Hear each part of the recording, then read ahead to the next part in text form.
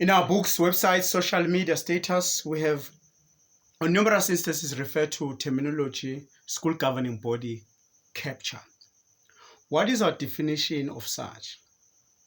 Let me start by saying that I've used the term interchangeably and at times loose, but I am now addressing all of the above.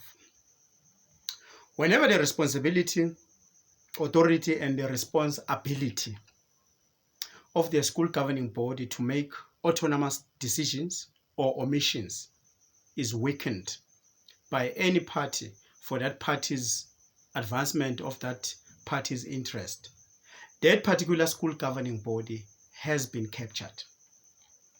So, parties that can hijack school governing body agenda vary from the school principal, school management team, unions, cartels or service providers, and even actions or omissions that are done by some education authorities can render the school governing body captured.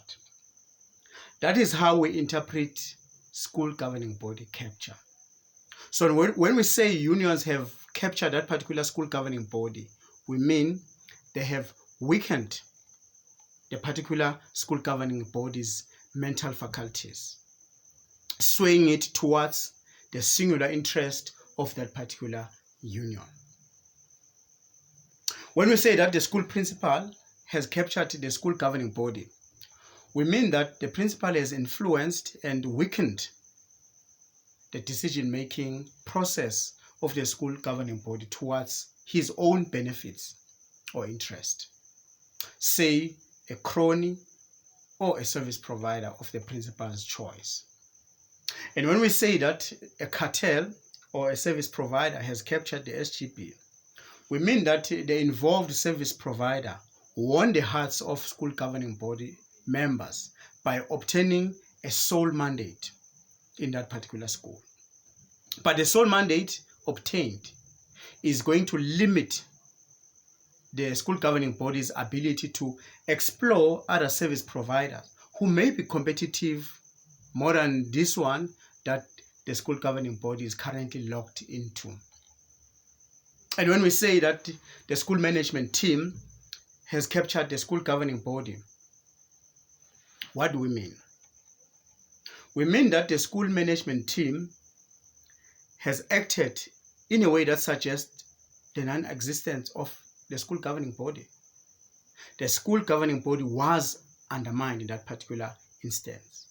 Practically speaking, it was the school governing body's prerogative to make a judgment call on a certain matter, but the school management team hijacked the school governing body's agenda and took over that particular decision.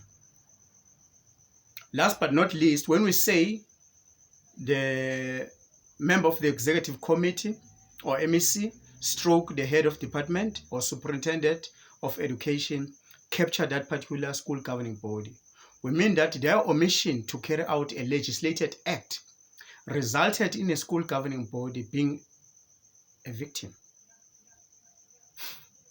Education authorities have failed and on those bases have captured or weakened the SGB's ability to act or make omissions by themselves.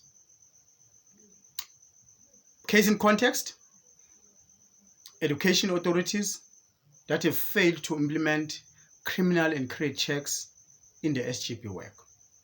Why do we want that implemented? The significance of this becomes clearer if it is borne in mind that only the MEC stroke HOD can terminate SGB membership of those who are found to have violated the school governing body's code of conduct. But much success and avoidance of such disciplinaries in turn directly depends on the correct profiling, identification, and elimination of unsuitable characters through these probity checks. Another reason for these probity checks, why we say they are necessary, is because they are a great generator of commitment to system integrity within school governing bodies. Therefore, people with convictions, especially economic ones, gender and kid-based violence, should not be allowed into a school governing body office. So are people with worse credit records. No entry to school governing body work for them. And when all these capturing of school governing bodies are allowed to happen, who suffers?